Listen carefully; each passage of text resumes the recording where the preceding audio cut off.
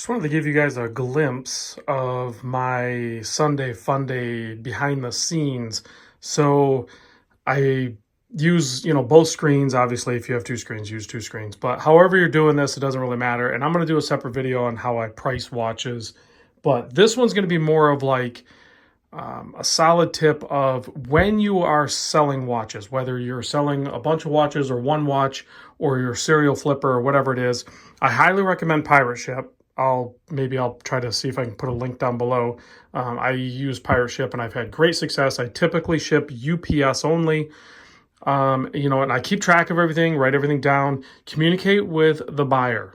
That's very, very important.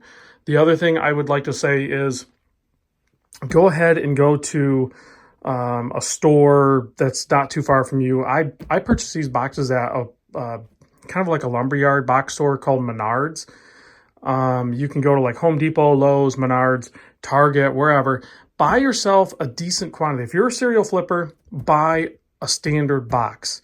I like these. These are basically 12 by 5 by 8, something like that. Those measurements, 12 by 8 by 5. And I stock those. Now I'm shipping a lot of watches, but you could go buy like 10 or 12 or 20 of these boxes. If you know you're going to be selling, get yourself a tape gun. They're not that expensive. Keep things uniform. Get yourself some packing material and just kind of put it off to the side. If you know you're going to be selling watches, keep it uniform. It's way easier. And then when you're packing them too, pack it so you can hear there's a little bit of movement in there, but you want it so nothing's really moving around. Pack it nice and tight and clean. Also, get this.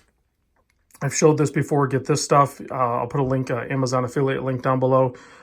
Clean your watch and wrap it. You want the buyer to have a good experience, just like you would want that good experience.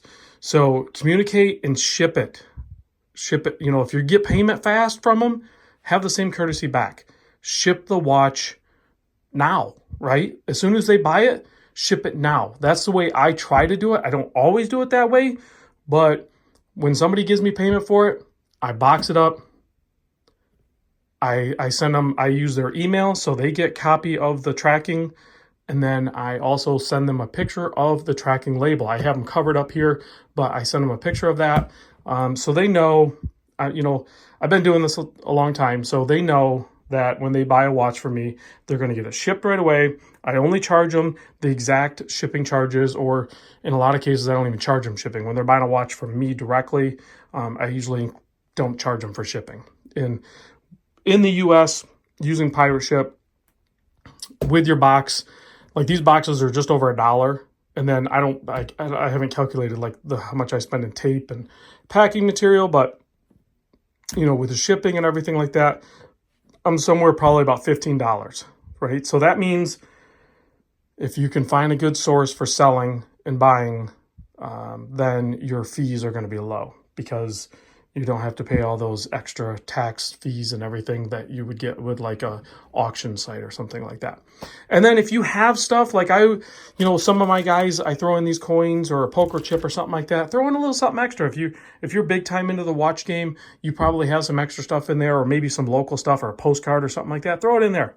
Why not? Let's make this a pleasant experience for everybody, the buyer and the seller. So that's my tip. Hopefully that helps. If you guys want a better breakdown, I'll try to do that.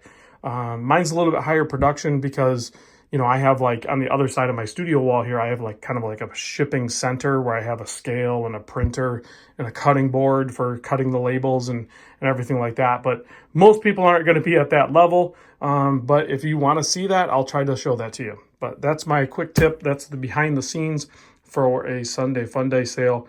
Let me know if you have any questions.